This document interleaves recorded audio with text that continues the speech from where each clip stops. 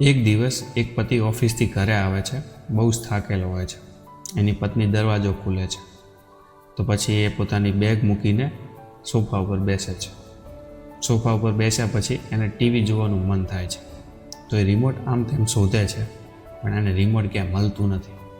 તો એની પત્ની ઉપર એ બહુ ગુસ્સે થઈ જાય છે અને એવું કહે છે કે કોઈ વસ્તુ ઘરમાં ઠેકાણા હોતી નથી, જ્યારે શોધીએ ત્યારે કંઈ મળતું નથી, શું કરવાનું? આમ ઘણું બધું બોલતો હોય છે.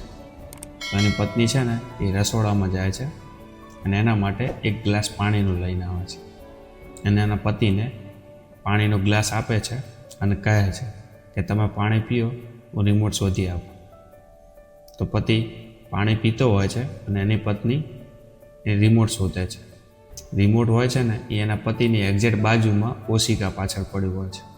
તો ત્યાંથી લઈને પત્ની એના પતિને રિમોટ હાથમાં આપે છે કે લો આ તમારું રિમોટ.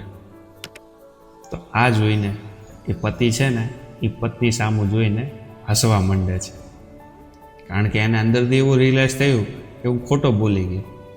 પછી એની પત્નીને પતિ કહે છે કે હું ખોટો લેવા દેવા વગરનો તારા ઉપર ગુસ્સે થઈ ગયો. અને પછી બંને જણા હસવા લાગે છે.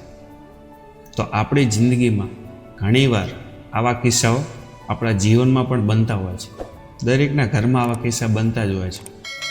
તો મારે એટલું જ કહેવું છે કે જ્યારે કોઈ એક વ્યક્તિ ગરમ હોય ને ત્યારે સામેવાળા વ્યક્તિએ હંમેશા શાંત રહેવું જોઈએ. કોઈ દિવસ ગરમ ના રહેવાય, કારણ કે જો બંને જણા ગરમ રહ્યા ને તો ઝઘડો એના કરતાં પણ વધારે વધી શકે છે.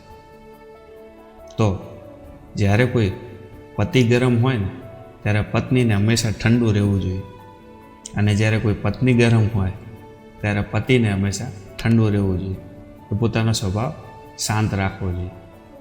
તમારું શું કહેવું છે આના વિશે? કોમેન્ટ ચોક્કસથી કરજો.